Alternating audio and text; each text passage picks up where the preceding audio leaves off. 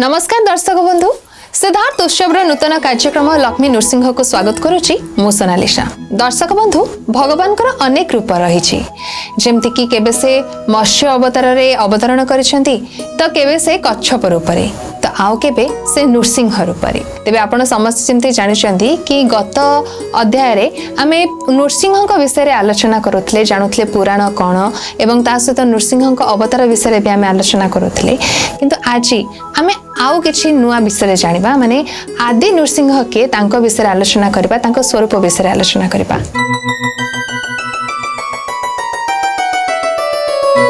एवं से विषय हमको अधिक जणाया वर्तमान आम सहित अछंती अष्टादश पुराणर अन्यतम गवेषक professor doctor Niranjana Sahu. Sir नमस्कार। नमस्कार। आपन को हमर नूतन कार्यक्रम लक्ष्मी नृसिंह को स्वागत। जय श्री लक्ष्मी नृसिंह। तेबे सर गत अध्याय जमती आम आलोचना करुले नृसिंह विषय आलोचना करुले आप अनेक किसी कथा आम दर्शक बंधु मान कही तो आज आम दर्शक बंधु मान कहतु आदि नृसिंह किए आदि नृसिंह स्वरूप केमती कौन वर्णना करा जायछि। नारायण नमस्कृत्यं नरं चैव नरोत्तमं देवी सरस्वती व्यासं तत्त्वजय मुदीरयत् मूकं करोति वाचालं पंगुलंघयते गिरिं यत्कृपां तमहं वन्दे परमानंद माधव। प्रिय दर्शक बंधु आमे विशेष भाव में सिद्धार्थ उत्सव ये पावन कार्यक्रम लक्ष्मी नृसिंह संपर्क में चर्चा करुला बेले आम आज से आदि नृसिंह संपर्क में स्वरूप संपर्क में टिके कथा जानिबा। तेबे से नृसिंह विशेष भाव में जो सगुण और निर्गुण रूप से निर्गुण रे निराकार रूप समस्त रूप को से बहन करिसंती केतबले से सगुण साकार को आसुचंती। आम मैंने पूर्व जानीचे विशेष भाव में ये आदि नृसिंह जिते प्रयोजन पड़ी से विशेष भाव में जयदेवंकर जो अच्छी वर्णना अच्छी जहाँ को कहती दश अवतार वर्णना से चतुर्थ अवतार भाव में हिरण्यकशिपु को विदारण करुचंती पाप को विनाश करुचंती और भक्त को धर्म को रक्षा करुचंती। तंकर स्वरूप संपर्क में आम टिके निश्चय शुणा ए नृसिंह संपर्क में आसतु शुणा जहाँ नृसिंह पुराण में वर्णना अच्छी से संपर्क श्रवण करवा। कहुई सर्वमंगल उपरे जे जन नायक बक्षे कौमुदकी चक्र बामे धनु शंख भक्त पाई चंद्र मुखे हुए सुधा वृष्टि भक्त पाई चंद्र मुखे हुए सुधा वृष्टि साधु ए पियंती जहा लोभ मोह नाटी लोभ मोह काटिकरी साधु जन माने से अमृत को पान करती किए ना से नृसिंह जी होती सर्वमंगल कारक आ जी जहाँकर वक्षरे कौमुद की शोभा पाउची आ शंख चक्र गदा पद्म धारण कर चतुर्थ मूर्ति एक मूर्ति होती नृसिंह मूर्ति एवं तत्सहित कहुई भक्तंकर भाई से शीतल कारक चंद्र सदृश एवं तत्सहित कहुई अव्यय अव्यक्त सूक्ष्म नित्य ब्रह्म ज्ञान जोगारूढ़ पुरुष ही प्रसन्न वदन। भगवान नृसिंहंकर शरीर सीना नर रूपर किंतु मुख तो सिंह मूर्ति भयंकर मूर्ति पुणी कहुच्छी जे प्रसन्न वदन कहा भक्त भक्त प्रहलाद को जितेबले भगवान नृसिंह अवतार हिरण्यकशिपु को विधारण कले एते भयंकर हो जाइथिले माँ लक्ष्मी मध्य स्तुति कले से स्तुति मध्य भगवान जेहेतु तार भक्त को अन्याय कराई पीड़न करा सेतु से एते भयंकर क्रोधित होते जे प्रशमित हो नथिले। ब्रह्मा कहले पुत्र तुम्हें निजे कुह भगवान को बापा को कुह स्वामी को कुह जे सी प्रशमित हूँ ना सृष्टि रहा सेतिक बेले जिते प्रहलाद स्तुति करुचंती प्रहलाद स्तुति आप जानती बड़ विनयर सहित प्रहलाद स्तुति करुचंती बापा हे स्वामी जगतर स्वामी जगन्नाथ स्वामी नयन पथगामी भवतु वे आपण प्रशमित हुंतु। माँ लक्ष्मी दुखित होउचंती ब्रह्मा शंकर 33 कोटी देवता दुखित होउचंती संसार समस्त दुखित होउचंती भगवान धीरे धीरे प्रशमित होउचंती शांत होउचंती सेति पई कहा जायछि भगवान होउचंती प्रसन्न वदन कहा पई भक्त पई प्रहलाद पई पुणी कहा जायछि क्षीर समुद्र मध्यरे रत्न पलंकरे शयन करुछ प्रभु अनंत सजारे। प्रिय दर्शक बंधु भगवान लक्ष्मी सहित कारण तांको बामजंघ पर लक्ष्मी विराजमान करिसंती जे होचंती आदि नृसिंह एवं से होचंती पुणी अनंत सहायी क्षीर सागर रे अनंत नाग उपर शयन करिसंती अर्थात जितेबाला लक्ष्मी सहित अच्छा से पल्लंकर शयन करुँचे किंतु क्षीर सागर से अनंत शयन अच्छा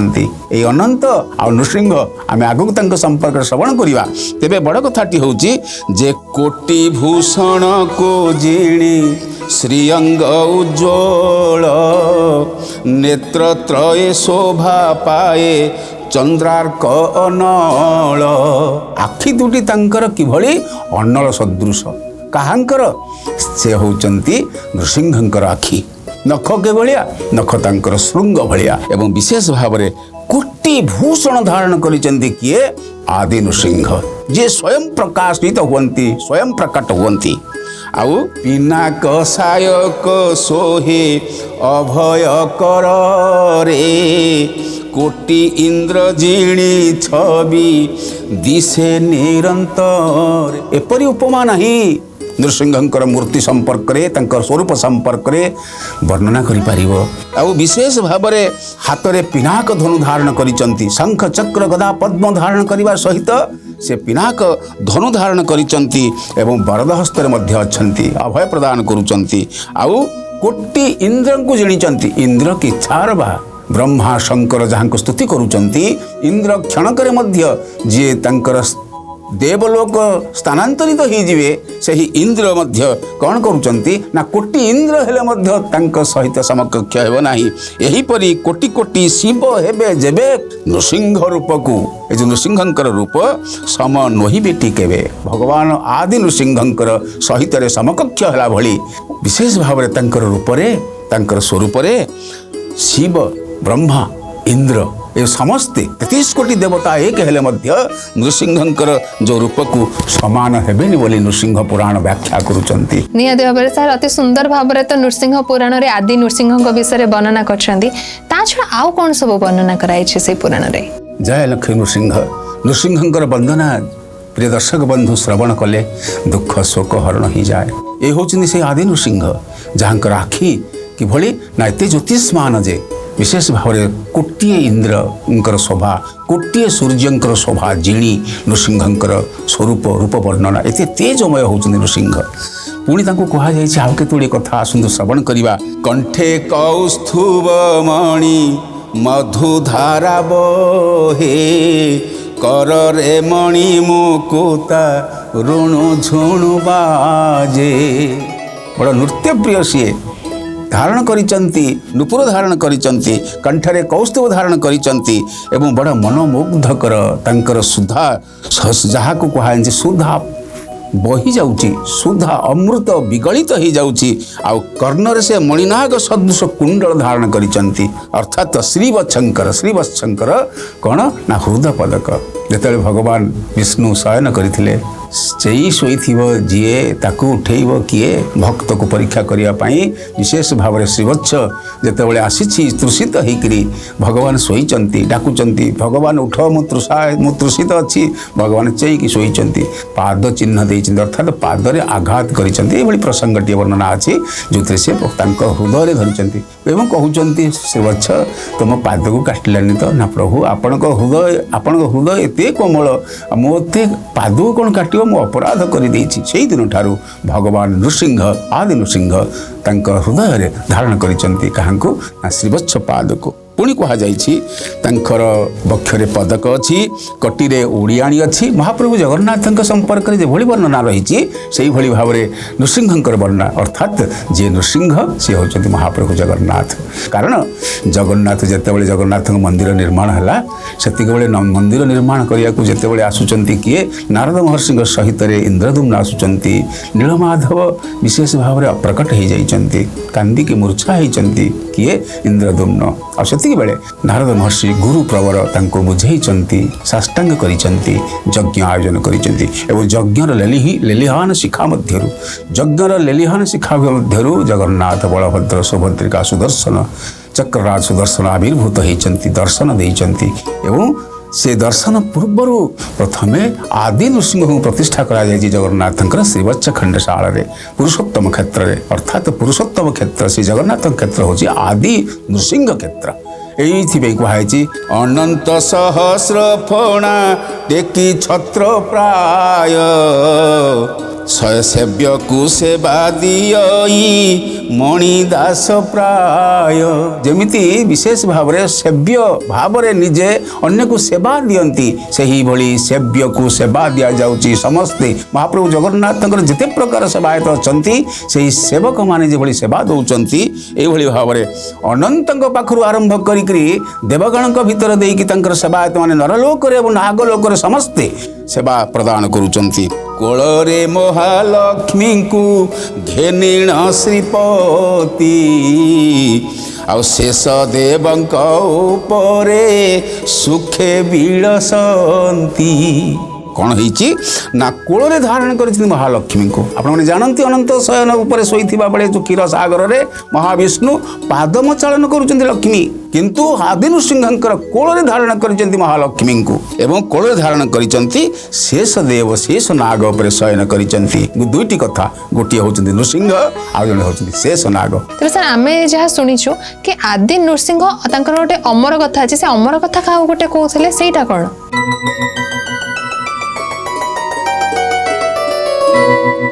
ଜୟ ଲକ୍ଷ୍ମୀ ନୃସିଂହ। ପ୍ରିୟ ଦର୍ଶକ ବନ୍ଧୁ, ଆମମାନେ ପ୍ରବେଶ କରୁଛେ ଆଦି ନୃସିଂହଙ୍କର ଅମର କଥା ସମ୍ପର୍କରେ। ଯୁଗେ ଯୁଗେ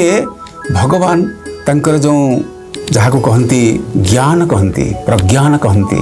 ସ୍ୱରୂପ ଜ୍ଞାନ କହନ୍ତି, ଏ ସ୍ୱରୂପ ଜ୍ଞାନ ହେଉଛି ଅମର କଥା। ଆଉ ଭଗବାନ ବିଶେଷ ଭାବରେ ସତ୍ୟ ଯୁଗରେ, ତ୍ରେତୟା ଯୁଗରେ, ଦ୍ୱାପର ଯୁଗରେ, କଳି ଯୁଗରେ, ଚାରି ଯୁଗରେ ଚାରି ପ୍ରକାରର ସେ କରିଛନ୍ତି ମହାରାସ ଲୀଳା। ଏ ମହାରାସ ଲୀଳା ହେଉଛି ଅମର କଥା। ଆଉ ବିଶେଷ ଭାବରେ ସତ୍ୟ ଯୁଗରେ ଲକ୍ଷ୍ମୀ ନୃସିଂହଙ୍କ ସହିତରେ ଲକ୍ଷ୍ମୀ ନୃସିଂହ କରିଛନ୍ତି ମହାରାସ ଏବଂ ତ୍ରେତୟା ଯୁଗରେ ବିଶେଷ ଭାବରେ ସୀତାରାମ କରିଛନ୍ତି ମହାରାସ ଏବଂ ଦ୍ୱାପର ଯୁଗରେ ରାଧାକୃଷ୍ଣ କରିଛନ୍ତି ମହାରାସ ଆଉ କଳି ଯୁଗରେ ମହାପ୍ରଭୁ ଜଗନ୍ନାଥ କରୁଛନ୍ତି ଲକ୍ଷ୍ମୀଙ୍କ ସହିତରେ ମହାରାସ। ଆଉ ଏଇ କଥା ସମ୍ପୂର୍ଣ୍ଣ ଭାବରେ ଆପଣମାନେ ବିଶେଷ ଭାବରେ ଶ୍ରବଣ କରିବେ ଏହି ଲକ୍ଷ୍ମୀ ନୃସିଂହଙ୍କର ଯେଉଁ କାର୍ଯ୍ୟକ୍ରମ ସିଦ୍ଧାର୍ଥ ଉତ୍ସବର, ଏହା ମାଧ୍ୟମରେ ଶ୍ରବଣ କରିପାରିବେ। ଆସନ୍ତୁ ଶୁଣିବା କିଭଳି ଭାବରେ ଏ କଥା ଅମର କଥା ଆରମ୍ଭ ହେଇଛି। ଦୁଇଟି ପକ୍ଷୀ, ଜଣେ ସିଦ୍ଧ ଆଉ ଜଣେ ହେଉଛନ୍ତି ମଧୁ। ତାକୁ କହନ୍ତି ସିଦ୍ଧକଣ୍ଠ ଆଉ ଜଣକୁ କହନ୍ତି ମଧୁକଣ୍ଠ। କେଉଁଠି ନା ଗୋଲୋକ ଅର୍ଥାତ୍ ନିତ୍ୟ ଗୋଲୋକରେ ଏ ଦୁଇ ଜଣ କଥାବାର୍ତ୍ତା ହେଉଛନ୍ତି। ଜଣେ ହେଉଛନ୍ତି କିଏ ପରମ ଆଉ ଗୋଟିଏ ହେଉଛି ଜୀବ। ପରମ ହେଉଛନ୍ତି ଗୁରୁ, ଜୀବ ହେଉଛି ତାଙ୍କର ଶିଷ୍ୟ। କାହିଁ ଅନାଦି କାଳରୁ ଏଭଳି ଗୁରୁ ଶିଷ୍ୟ ପର୍ଯ୍ୟାୟରେ ଅମର କଥା ଚର୍ଚ୍ଚା ହେଉଛି। ଏ ଚର୍ଚ୍ଚା ହେଉଥିଲା ବେଳେ ପ୍ରିୟ ଦର୍ଶକ ବନ୍ଧୁ ଜଣେ ଶୁଣୁଥିଲେ। କିଏ ଶୁଣୁଥିଲେ? ଗୁପ୍ତରେ ଶୁଣୁଥିଲେ। ତାଙ୍କ ନାଁ ବିଚକ୍ଷଣ ନାମକ ଗୋଟିଏ ପକ୍ଷୀ। ସେ ବିଚକ୍ଷଣ ନାମକ ପକ୍ଷୀ ଯେତେବେଳେ ଶ୍ରବଣ କରିଛନ୍ତି ସେ ସମ୍ପର୍କରେ ଗୋଟିଏ କଥା ବିଶେଷ ଭାବରେ ନୃସିଂହ ପୁରାଣରେ ବର୍ଣ୍ଣନା ଅଛି। ଆସନ୍ତୁ ଶୁଣିବା। ରାସ ତତ୍ତ୍ୱରେ ରସମୟ ପ୍ରଭୁ ଚାରି ଯୁଗରେ ପ୍ରସରିଲା ସବୁ ଭାଗବତ ପୁରୁଷ ସିଦ୍ଧ କଣ୍ଠ ପରମ ଶିଷ୍ୟ ସେ ମଧୁକଣ୍ଠ ନିତ୍ୟ ଗୋଲକରେ ନିତ୍ୟ ସ୍ୱରୂପ ରାଧା ତତ୍ତ୍ୱରେ ନିତ୍ୟ କଳ୍ପ ବୃକ୍ଷ। ଅର୍ଥାତ୍ ଯାହାକୁ କହନ୍ତି ନିତ୍ୟ ଗୋଲକ, ସେଠି ଗୋଟିଏ ନିତ୍ୟ କଳ୍ପଦ୍ରୁମ ଅଛି। ପ୍ରିୟ ଦର୍ଶକ ବନ୍ଧୁ, ଆପଣମାନେ ବିଶେଷ ଭାବରେ ପୁରୁଷୋତ୍ତମ କ୍ଷେତ୍ରରେ ମହାପ୍ରଭୁ ଶ୍ରୀ ଜଗନ୍ନାଥଙ୍କର ଶ୍ରୀବତ୍ସ ଖଣ୍ଡଶାଳରେ ଗୋଟିଏ କଳ୍ପଦ୍ରୁମ ଆପଣ ଦେଖନ୍ତି, ତାକୁ କଳ୍ପବଟ କହନ୍ତି। ଆଉ ବଟବୃକ୍ଷର ମହିମା ଅନେକ ଅପାର। କଳ୍ପନା କଲେ ବଟବୃକ୍ଷ ମୂଳରେ ମହାପ୍ରଭୁ ଜଗନ୍ନାଥ ପ୍ରାପ୍ତି ହେଇଯାଆନ୍ତି। ଠିକ୍ ସେଇଭଳି ଭାବରେ ଯାହା ଆମେ ଏ ଜଗତରେ ମର୍ତ୍ତ୍ୟ ଭୂମିରେ ଆମେ ଯେଉଁ ବିଶେଷ ଭାବରେ କଳ୍ପଦ୍ରୁମ ରଖୁଛେ, ଏଇଭଳି କଳ୍ପଦ୍ରୁମ ନିତ୍ୟ ଗୋଲକରେ ଅଛି। ସେ ନିତ୍ୟ ଗୋଲକର କଳ୍ପଦ୍ରୁମର ନାମ ହେଉଛି ନିତ୍ୟ କଳ୍ପ ବୃକ୍ଷ। नित्यकल्प वृक्ष मूल जहाँ को आम कहूचे सिद्धकंठ मधुकंठ चर्चा करुला बेले रासतत्व चर्चा करुला बेले चारि जुगर रास चर्चा सत्य जुगरे तृतीय जुगरे द्वापर जुगरे कली जुगरे ये कथा चर्चा होता बेले आमर विशेष भाव में जो विचक्षण नामक पक्षी श्रवण करुले कारण ये आसुचंती राधा तत्व कहले भागवत रे राधा का शब्द नहीं किंतु समग्र भागवत होउचंती श्री राधा ठीक से भाव में जिते जुग प्रारंभ हो तत्पूर्व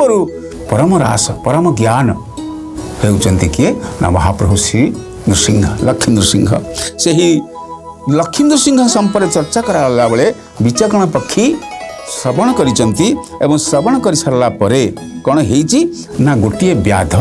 जिते शुणी देइचंती से सही कथा को आपण माने पुराण माध्यम श्रवण करिवे ये गोटे कथा सरी जाऊनी आज्ञा आगु को परम कथा शुणा परम कथा श्रवण करवा कारण भागवत रे गोटे कथा अछि कौन